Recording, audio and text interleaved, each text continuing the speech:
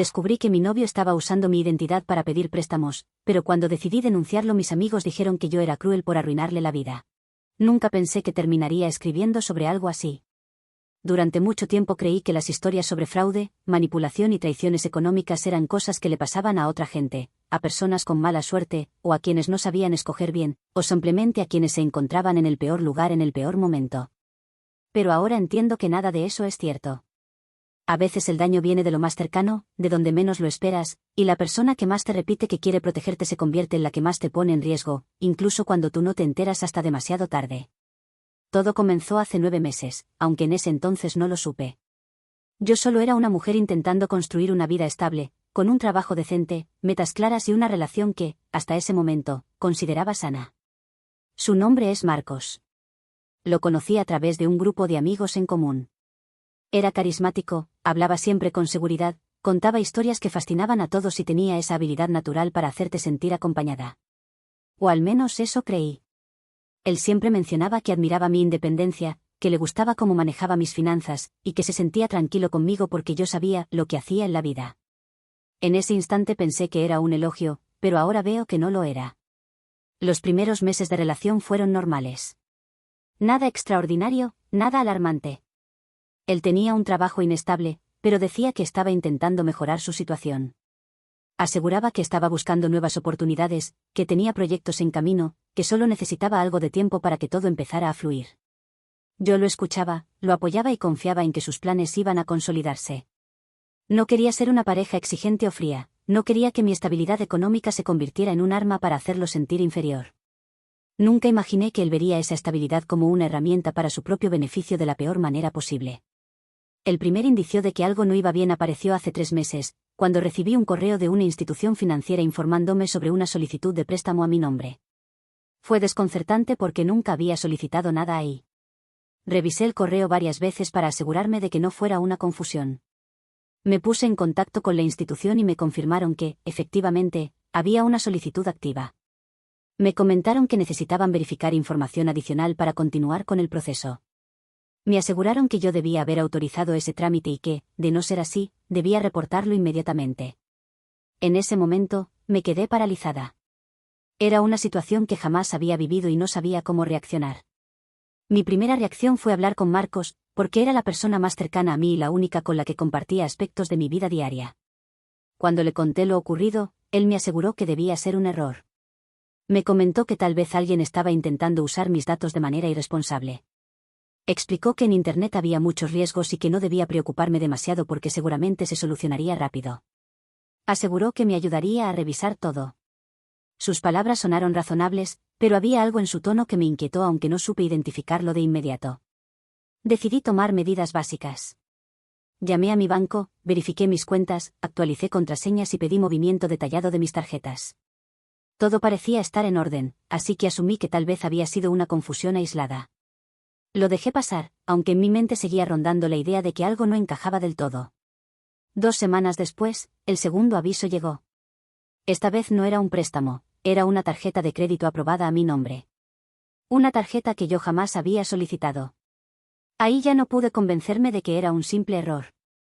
Volví a llamar a la institución correspondiente, y después de responder varias preguntas de seguridad, me explicaron que la solicitud había sido realizada de manera presencial, con documentos que coincidían con mis datos personales. Cuando escuché eso, sentí un impacto que no sé cómo describir. ¿Cómo alguien tenía mi información completa? ¿Cómo accedieron a mis documentos? La idea de un desconocido robando mis datos me aterraba, pero aún así decidí contárselo nuevamente a Marcos. Él me comentó que tal vez alguien había tenido acceso a mis cosas. Explicó que quizá algún documento se había extraviado. Aseguró que lo importante era mantener la calma y revisar paso a paso qué había ocurrido. Pero esta vez noté algo diferente. No era solo su tono, era la forma en que respondía, demasiado rápido, demasiado seguro, como si hubiera anticipado la conversación. Esa sensación me acompañó toda la noche. Fue entonces cuando hice algo que nunca creí necesario, revisé mis documentos físicos, mis copias, mis carpetas personales. Todo estaba en orden. No faltaba nada. Nada excepto algo que jamás pensé revisar, una copia digital de mi DNI que estaba guardada en un archivo dentro de mi computadora, un archivo que solo debía poder abrirse con mi contraseña. Y ahí fue cuando recordé algo aparentemente inofensivo. Meses atrás, Marcos me había comentado que necesitaba usar mi computadora para imprimir unos documentos porque él no tenía tinta en la suya. Yo acepté sin pensarlo.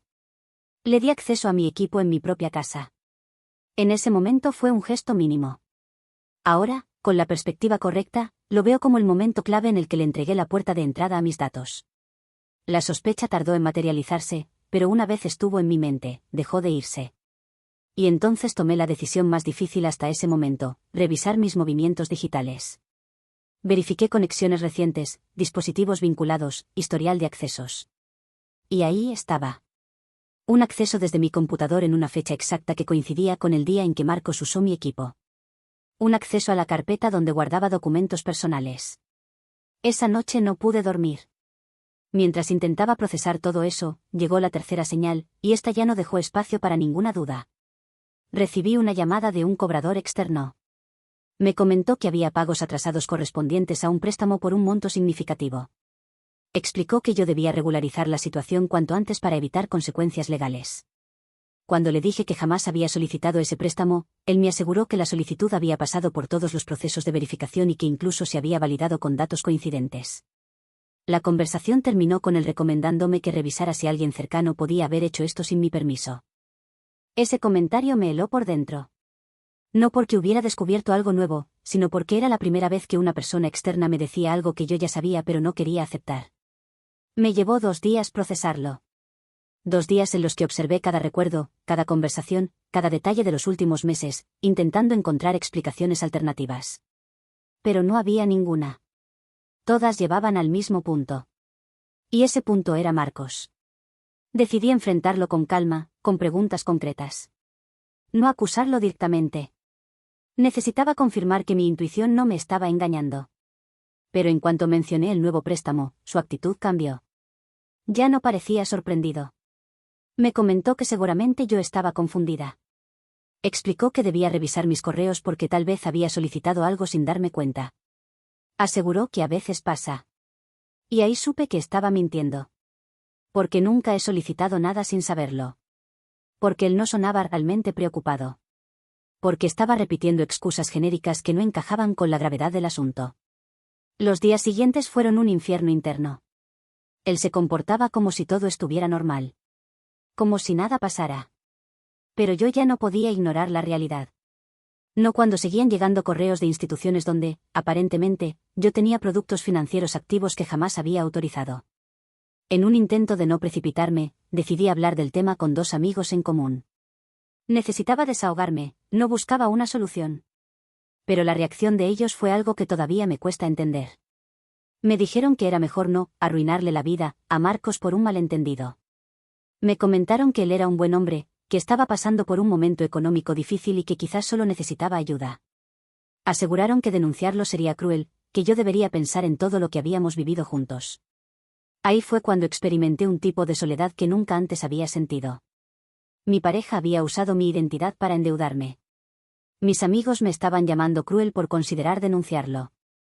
Y yo era la única que sabía que, si no hacía algo pronto, las consecuencias serían devastadoras. Lo peor de todo es que, a pesar de todo lo que descubrí, aún no he tomado una decisión definitiva. No porque dude de lo que hizo, sino porque sé que una denuncia transformará por completo mi vida. Pero también sé que, si no hago algo, él seguirá usando mi nombre como si fuera suyo. Y me pregunto en qué momento dejé de ser la protagonista de mi vida para convertirme en la herramienta de alguien más. Actualización 1. Han pasado 5 días desde que escribí lo anterior y en este tiempo dejé de tratar de convencerme de que todo era un malentendido. No porque me haya vuelto más fría de repente, sino porque las pruebas dejaron de ser una sospecha y se convirtieron en algo imposible de disfrazar. Estos días no han sido una caída libre constante, han sido una mezcla rara de miedo, avances concretos, pequeñas confirmaciones y también decepciones que no esperaba. Lo primero que hice fue contactar nuevamente a las instituciones financieras, pero esta vez con otra actitud. En lugar de asumir que todo era un error informático, pedí reportes completos de todo lo que estuviera a mi nombre. Me explicaron que podían enviarme estados consolidados y movimientos recientes. Cuando los recibí, encontré exactamente lo que temía, varios productos activos, todos abiertos en los últimos meses, todos bajo mi nombre, todos con montos que yo jamás habría solicitado. Entendí que no se trataba de un solo préstamo aislado ni de una tarjeta extraviada, sino de una serie de operaciones hechas con la misma tranquilidad con la que alguien se sirve un vaso de agua. En medio de todo esto hubo algo que no esperaba y que, aunque no cambia el problema, sí hizo una diferencia emocional. En una de las instituciones me atendió una trabajadora que se tomó el tiempo de explicarme con calma cuáles eran mis opciones. Me comentó que este tipo de casos no eran tan raros como yo pensaba. Explicó que muchos fraudes se cometen desde círculos cercanos. Señaló que, si quería abrir una investigación formal, debía dejar asentado de inmediato que yo desconocía esas solicitudes. Me recordó que, si no lo hacía, el sistema asumiría que yo era responsable de esas deudas. Esa conversación me ayudó a ordenar el caos que tenía en la cabeza. No resolvió nada en el acto, pero por primera vez sentí que no estaba completamente a la deriva. Mientras avanzaba con esa parte, mi relación con Marcos empezó a cambiar de una manera evidente, aunque no escandalosa. Desde que le comenté sobre la llamada del cobrador, él se mostró más a la defensiva. No hizo escenas, no estalló, pero cada vez que intentaba hablar del tema, desviaba la conversación. Me decía que debía concentrarme en mi trabajo, que pensar tanto en esto me estaba enfermando, que no era sano que siguiera dándole vueltas. De vez en cuando repetía que yo era una persona controladora y que este asunto solo estaba alimentando ese rasgo. Es curioso cómo alguien puede tomar tu intento de protegerte y transformarlo en un defecto de carácter. En estos días también tomé otra decisión silenciosa que cambió varias cosas. Dejé de comentarle detalles de lo que estaba averiguando. Seguía hablando con él, pero ya no le decía qué documentos había pedido, qué instituciones había contactado ni qué pasos estaba considerando.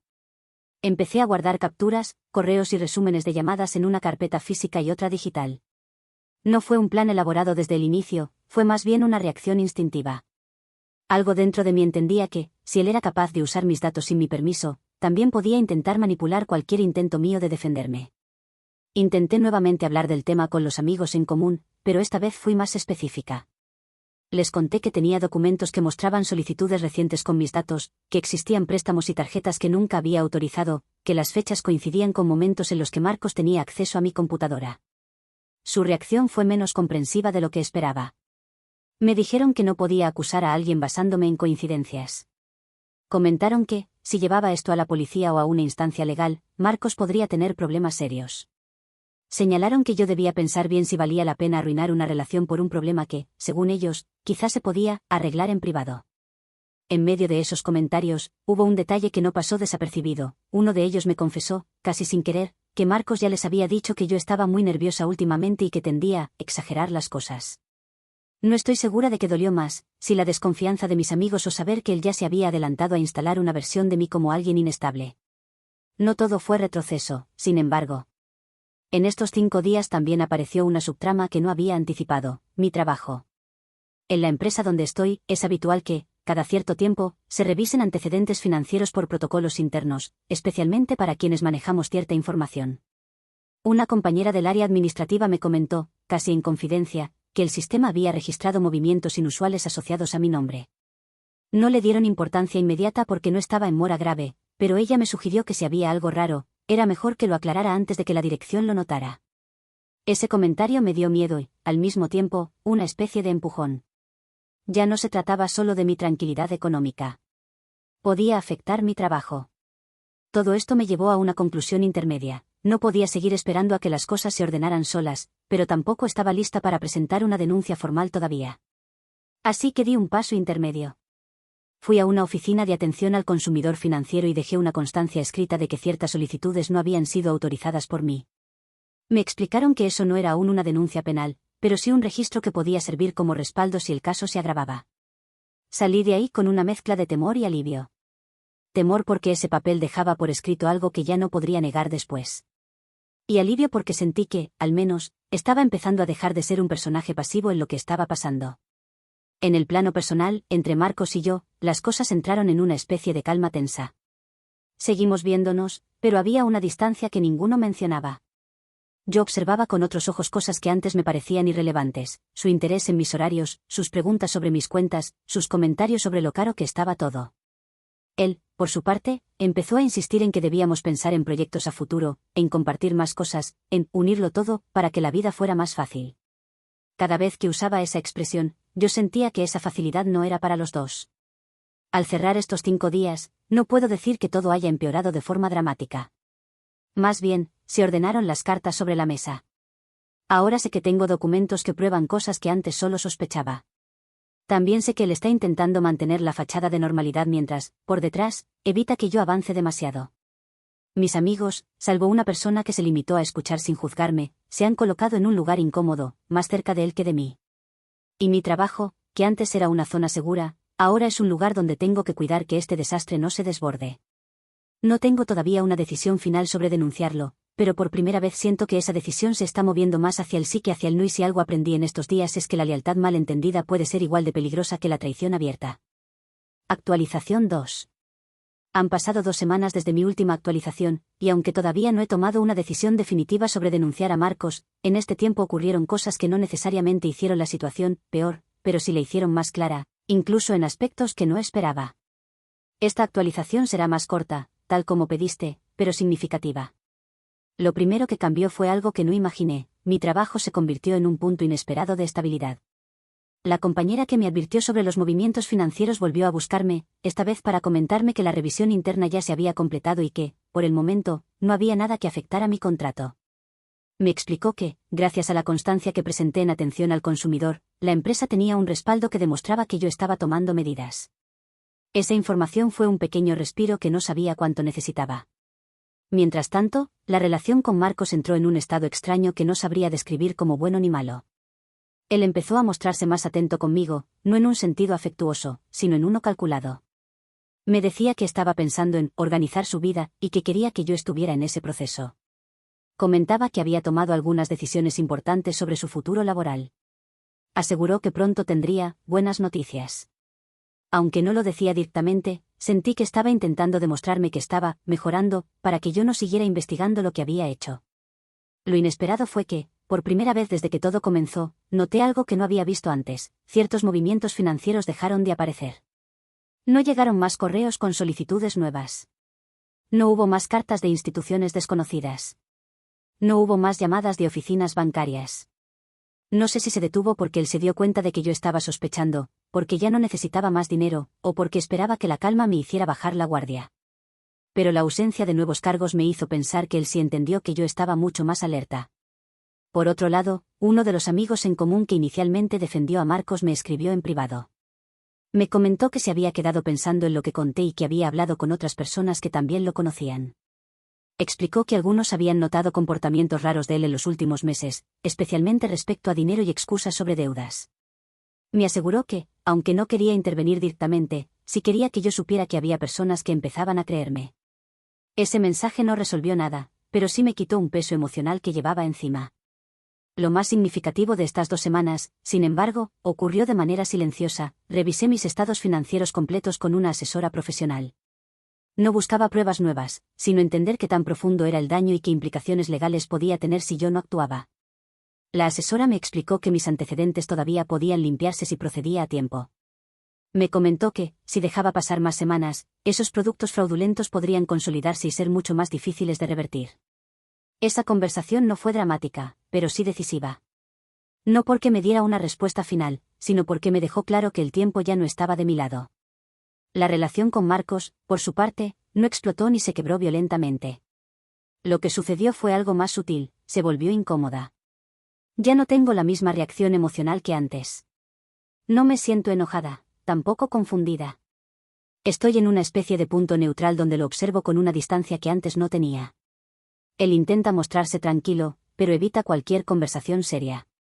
Y yo, aunque sigo sin confrontarlo, ya no estoy intentando justificar nada. No hubo un gran evento en estas 2 semanas. No hubo una pelea, ni una escena, ni un descubrimiento enorme. Pero sí hubo algo que cambia por completo el rumbo de la historia: tomé una decisión interna. Aún no lo dije en voz alta, pero sé que la próxima parte de esto ya no será esperar, ni investigar, ni dudar. Será actuar.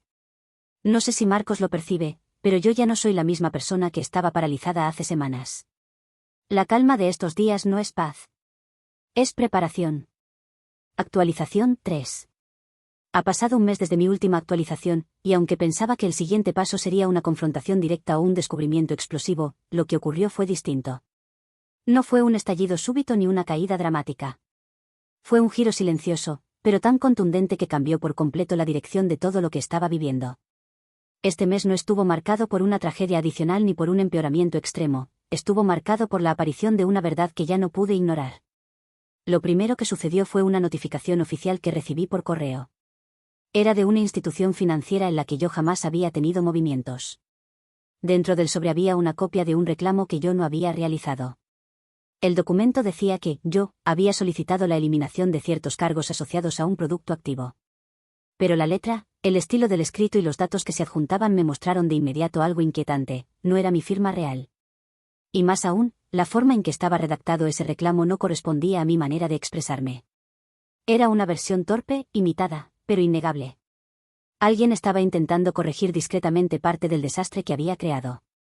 Esa fue la primera señal concreta de que Marcos ya no solo estaba usando mis datos, sino que estaba intentando arreglar cosas en mi nombre.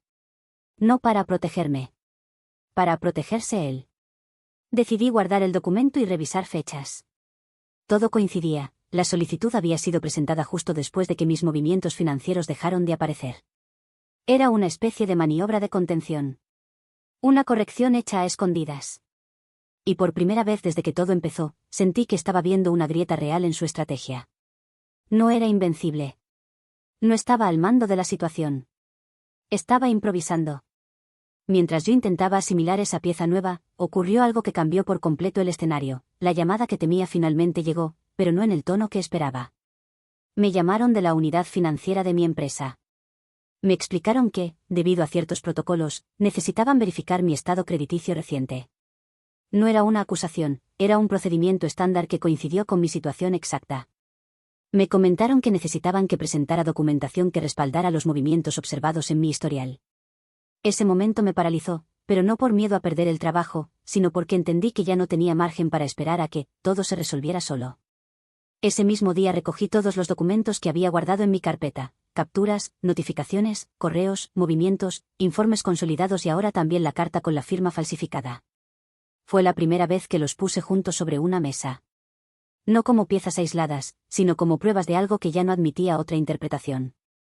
Verlos así, todos alineados, me produjo una mezcla incómoda de tristeza y claridad. Tristeza por haber llegado a ese punto. Claridad porque ya no había otra ruta posible.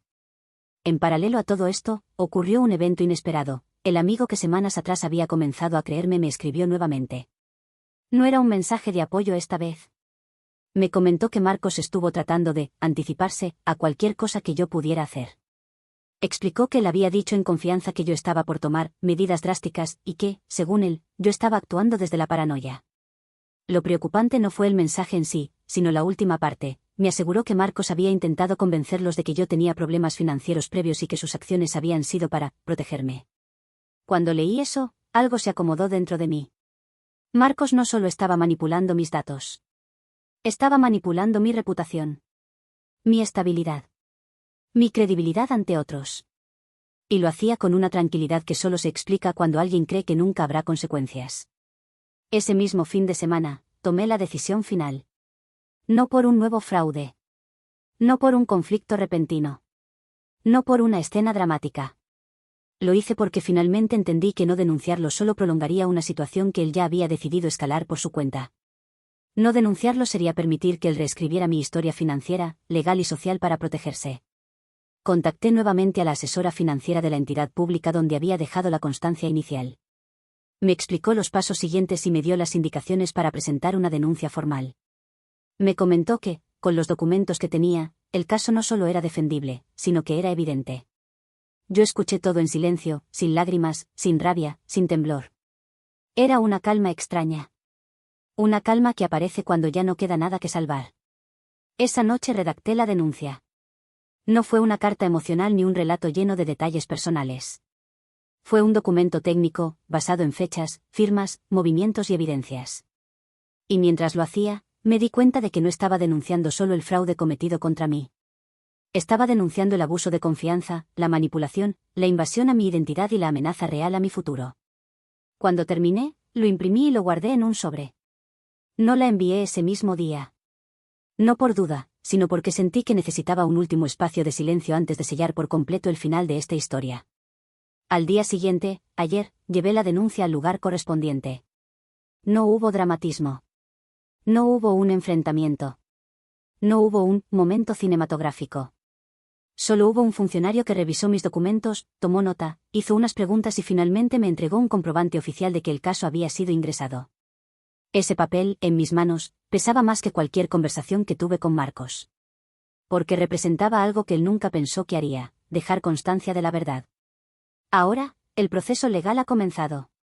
No sé exactamente qué pasará en los próximos meses. Pero hay algo que sí sé. Esta vez, él ya no tiene acceso a ninguna parte de mi vida que pueda manipular. Y yo, por primera vez desde que todo esto empezó, vuelvo a sentir que mi identidad me pertenece solo a mí. Actualización 4. Han pasado 3 meses desde mi última actualización, y aunque el proceso legal aún sigue en curso, hoy puedo mirar hacia atrás sin sentir la presión constante que llevaba encima durante los primeros meses. No diría que todo terminó bien, porque una historia como esta nunca termina de forma limpia, pero sí puedo decir que ahora estoy en un lugar mucho más claro y protegido que antes. Lo primero que ocurrió semanas después de presentar la denuncia fue una notificación oficial donde me informaron que el caso había sido aceptado para investigación formal. Durante ese periodo, me contactaron para solicitar documentos adicionales y para corroborar fechas, accesos y autorizaciones. Me explicaron que, por tratarse de un posible fraude cometido por alguien cercano, el proceso tenía pasos específicos, pero me aseguraron que tenía el respaldo suficiente para avanzar sin contratiempos. Esa noticia me dio una sensación de firmeza que no había sentido en meses. Ya no estaba sola intentando sostener pruebas, ahora había un sistema verificando lo que yo sabía desde hacía tiempo. En el ámbito laboral, mi empresa confirmó que el caso no tendría repercusiones en mi puesto. La unidad de finanzas internas me comentó que, gracias a las constancias que presenté a tiempo, podían demostrar que yo había actuado con responsabilidad. Durante esas semanas, mis superiores me trataron con profesionalismo y discreción. Eso, aunque parezca algo pequeño, evitó que esta historia contaminara un área de mi vida que siempre había sido estable. Marcos, por su parte, reaccionó exactamente como imaginé que lo haría, pero aún así me sorprendió la manera silenciosa en la que quedó fuera de mi vida. Los primeros días después de la denuncia dejó de escribirme. Me comentaron, a través de conocidos, que él estaba diciendo que yo había malinterpretado todo y que había actuado desde el resentimiento. También afirmó que su intención nunca fue dañarme. Lo irónico es que, mientras intentaba convencer a otros de su inocencia, varios de esos mismos amigos se acercaron a mí para decirme que estaban viendo el patrón que antes no querían ver. Y así, de la forma menos dramática posible, la red social donde él se apoyaba para invalidarme comenzó a desmoronarse.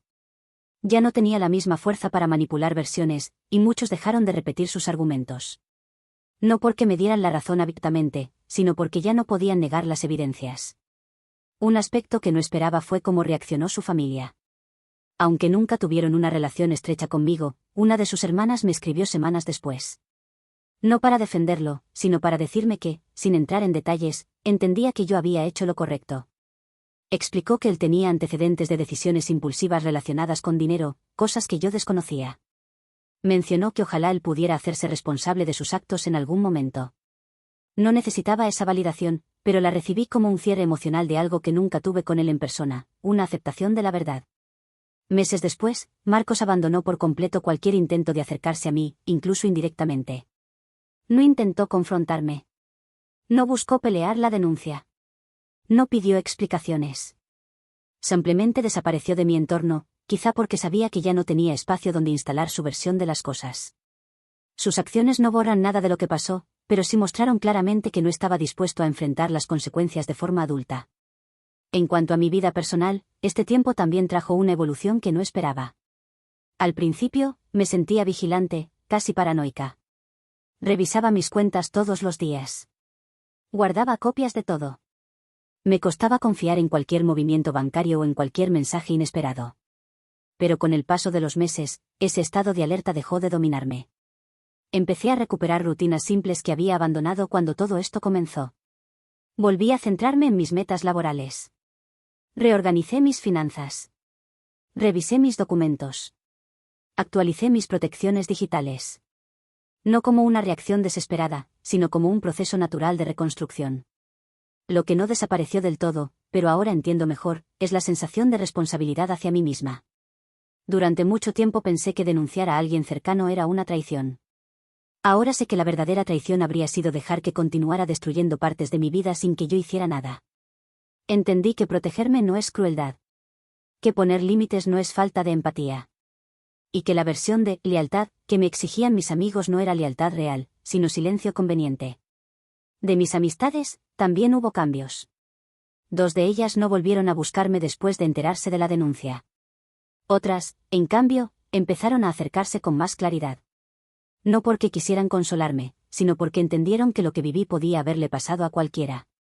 Una de mis amigas me comentó que siempre pensó que Marcos tenía una habilidad especial para disfrazar problemas bajo un encanto casual. Esa frase me hizo ver que no solo yo había sido manipulada. Las apariencias que él construía engañaban a varios. Y ahora, 3 meses después, puedo decir que aunque no me siento completamente libre del peso de esta historia, sí estoy en un lugar donde ya no estoy paralizada. Estoy en un punto donde puedo ver hacia adelante sin sentir que mi vida pertenece a alguien más. La investigación continuará su curso, y sé que habrá más documentos por entregar y más preguntas por responder. Pero también sé que, sea cual sea el desenlace legal final, el desenlace emocional ya ocurrió. Recuperé mi identidad, literal y simbólicamente. Recuperé mi estabilidad. Y, sobre todo, recuperé la capacidad de creer que mi vida no está definida por lo que me hicieron, sino por lo que elegí hacer frente a eso.